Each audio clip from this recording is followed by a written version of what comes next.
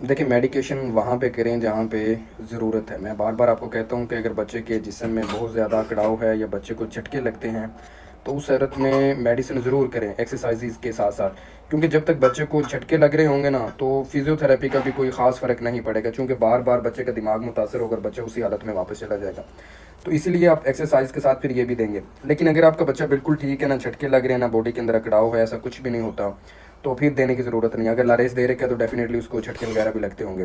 और फिर कुछ पेरेंट्स ये भी कहते हैं कि जी हमारा बच्चा रात को सोता नहीं है, दिन को सोता नहीं है, हमें तंग करता है, और तो उसके लिए वो डॉक्टर को जो है ना वो कहते हैं कि आप हमें कोई ऐसी मेडिकेशन जो है रिकमेंड करें जिससे ये सोता रहे। उनसे फिर ये होता है कि वो कोई ना कोई सेडेशन ऐसी दे देते हैं मेडिकेशन या सिरप की सूरत में कि बच्चा जो है ना मैक्सिमम टाइम सोया रहता है। फिर वो ये शिकायत करते हैं कि जी बच्चा हमारा अब ज़्यादा सोता है। तो इसीलिए मैं कहता हूँ कि बच्चों की जब शुरू से आप एक्सरसाइज़ प्रॉपर करवाएँगे, उनकी आदत ऐसी बनवाएँगे तो फिर मसला नहीं बनेगा। लेकिन ये है कि मेडिकेशन ठीक है, कोई मसला नहीं है, लेकिन जहाँ पे ज़रूरत है वो अब आपको पता है कि झटके लग रहे हैं, नहीं लग रहे हैं। हाँ, अलबत्ता कुछ ये भी होता है कि कुछ बच्चों को शुरू में झटके लगते हैं, बाद में फिर लॉन्ग टर्म आपको लारेस, एपीवाल वगैरह देना होता है, वो डॉक्टर की रिकमेंडेशन के बगैर मत छोड़ा करें।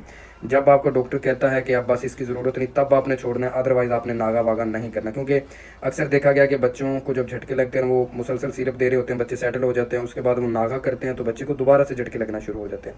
तो जितनी भी झटकों वाली मेडिकेशन है, वो आप अपने डॉक्टर की उसके बगैर, रिकमेंडेशन के बगैर बिल्कुल नहीं छोड़ेंगे। अगर वो कहते हैं बस अब छोड़ दें, तो फिर आप छोड़ेंगे, ऐसे नहीं छोड़ेंगे। बाकी मेडिकेशन जो कर रहे हैं वो ठीक है।